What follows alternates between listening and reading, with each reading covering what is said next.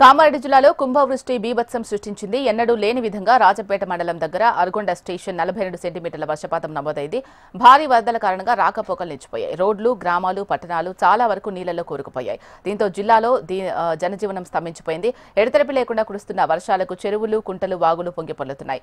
భారీ వర్షాల నేపథ్యంలో కామారెడ్డి, మెదక్ జిల్లాలకు రెడ్ అలర్ట్ జారీ చేశారు. మరోవైపు భారీ వర్షాల కారణంగా లోతట్టు ప్రాంతాలు జలమయమయ్యాయి. కామారెడ్డి, ఎల్లారెడ్డి నియోజకవర్గాల్లో కాలనీలు, గ్రామాలు ఇంకా జల దిగ్బంధంలో చిక్కుకున్నాయి.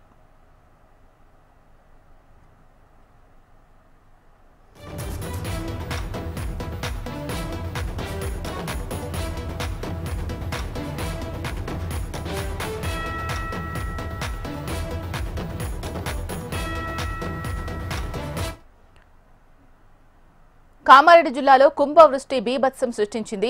ఎన్నడూ లేని విధంగా రాజంపేట మండలం దగ్గర అరగొండ స్టేషన్లో 42 సెంటీమీటర్ల వర్షపాతం నమోదైంది. దీనికి సంబంధించి మరింత తాజా సమాచారం అందించడానికి మా ప్రతినిధి భూపతి లైవ్ లో సిద్ధంగా ఉన్నారు. భూపతి, చెప్పండి, ఇదే సిచ్యువేషన్ ఇంకా ఎన్ని రోజులు కొనసాగే అవకాశం ఉంది? సహాయక చర్యలు ఎలా కొనసాగుతున్నాయి? శిబిరాలు ఏమైనా ఏర్పాటు చేశారా? దానికి సంబంధించి ప్రజలకు ఎలా తెలియజేస్తున్నారు?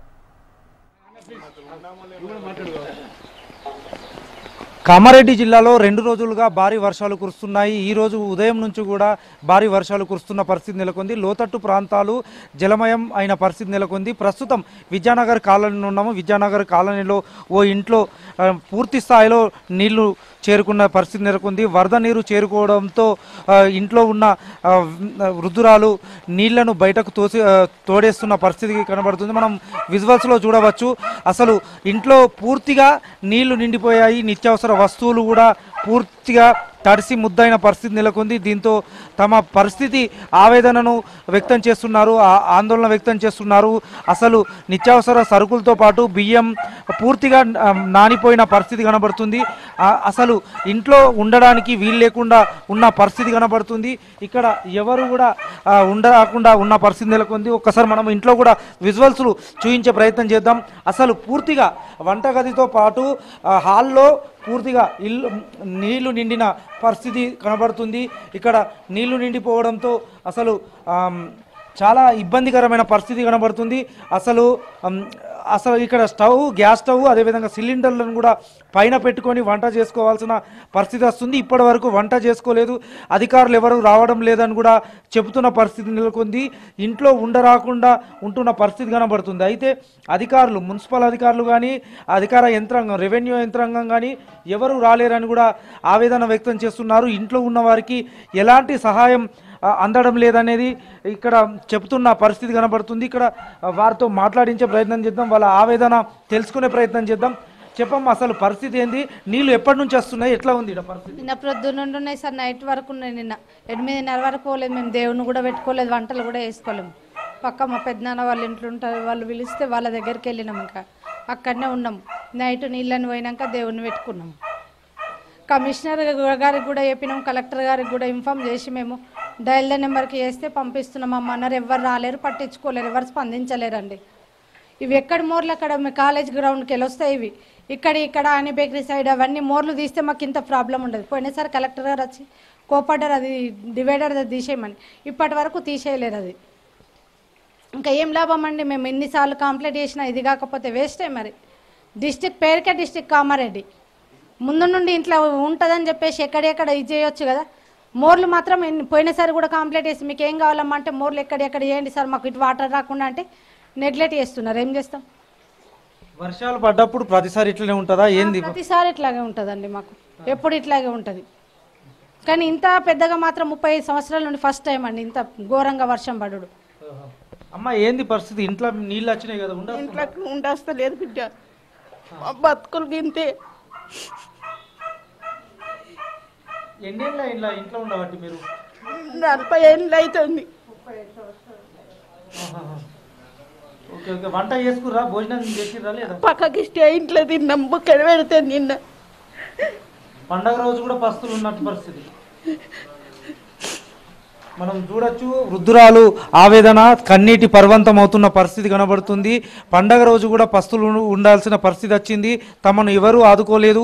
పక్కింట్లోకి వెళ్ళి పండగ రోజు తినాల్సిన పరిస్థితి వచ్చిందని చెప్తున్నారు. అసలు తమ ఆవేదనను గుర్తించే వాళ్ళు లేరని కూడా చెప్తున్నారు. ఇక్కడ మాజీ మున్సిపల్ చైర్పర్సన్ గడ్డం ఇందుప్రియ వచ్చి సందర్శించారు కుటుంబాన్ని. వారితో మాట్లాడించే ప్రయత్నం చేద్దాం. మేడం చెప్పండి, అసలు పరిస్థితి కామారెడ్డిలో ఇట్లా ఉంది, అసలు ఏంటి? కామారెడ్డిలో గత 2 రోజుల నుంచి కూడా భారీ వర్షాలు కురుస్తున్నాయి. అసలు ఈసారి చాలా ఘోరంగా విపరీతంగా వర్షాలు కురిసి మరి ఇండ్లు కూడా లోతంటు ప్రాంతాలు కూడా మునిగిపోతున్నాయి. చాలా వరకు ఇండ్లు కూడా మేము నిన్న నైట్ నుంచి కూడా తిరగడం జరుగుతుంది. ఎంతోమంది మరి వాళ్ళ ఆవేదనలు వాళ్ళ ఏడుపులు చూడలేకపోతున్నాం. మరి ఇంత ఘోరంగా వర్షం కురవడం ఇది ఫస్ట్ టైం. మరి దీనికి మన గవర్నమెంట్ ముఖ్యమంత్రి రేవంత్ రెడ్డి గారు కూడా స్పందించి నిన్న కలెక్టర్ సార్ తోటి కూడా మాట్లాడడం జరిగింది. మరి అందరు కూడా పోలీస్ డిపార్ట్మెంట్ వాళ్ళు, ఫైర్ డిపార్ట్మెంట్ వాళ్ళు, ఎంఆర్ఓ ప్రతి ఒక్కరు కూడా మరి రోడ్లపై ఉండి ప్రజలకి మరి అందరికీ కూడా అందుబాటులో ఉండి మరి సమస్యలన్నీ కూడా చూడడం జరుగుతుంది. మా వరకు మేము మన కాంగ్రెస్ కార్యకర్తలు కూడా చాలా కష్టపడుతున్నారు మొత్తం తిరుక్కుంటా. మరి మా వర్క్ అయ్యే హెల్ప్ మేము ఖచ్చితంగా పబ్లిక్కి హెల్ప్ చేస్తున్నాము. ఏదున్నా మాకు కాంటాక్ట్ కండి.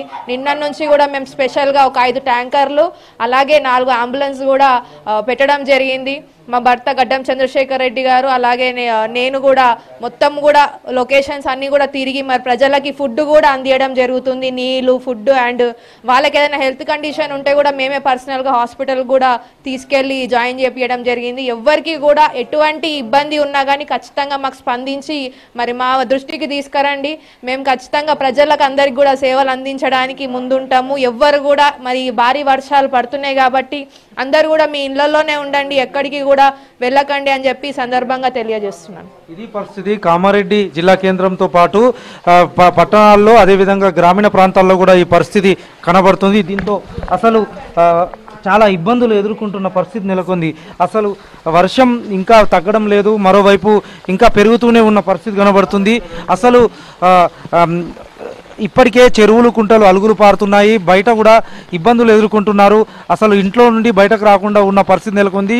కామారెడ్డి జిల్లా కేంద్రంలోని జిఆర్ కాలనీ, హౌసింగ్ బోర్డు కాలనీతో పాటు అనేక కాలనీల్లో వరద పోటెత్తుతుంది. వరద బీభత్సం సృష్టిస్తుంది. నిన్నటి నుంచి రికార్డు స్థాయిలో కురుస్తున్న వర్షాల కారణంగా ప్రజలు ఆవేదన వ్యక్తం చేస్తున్నారు, ఆందోళన చెందుతున్న పరిస్థితి కనబడుతుంది. అసలు ఈ జిల్లా యంత్రాంగం పై ఇప్పటికే అధికార యంత్రాంగం ఏం చేస్తున్నారని ప్రశ్నిస్తున్న పరిస్థితి నెలకొంది. ఇప్పటికే అసలు కాలనీలు జలమయం కావడము, లోతట్టు ప్రాంతాలు నీట మునిగిన పరిస్థితి కనబడుతుంది.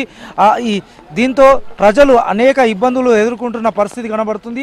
రోడ్లపై చూసుకున్నట్లయితే రోడ్లపై కూడా వరద నీరు పోటెత్తుతున్న పరిస్థితి కనబడుతుంది.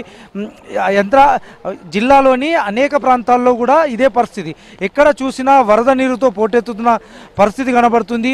ముఖ్యంగా కామారెడ్డితో పాటు అనేక ప్రాంతాల్లో వరదలు పెరిగిపోతున్న పరిస్థితి నెలకొంది. ప్రజలు అనేక ఇబ్బందులు పడుతున్నారు.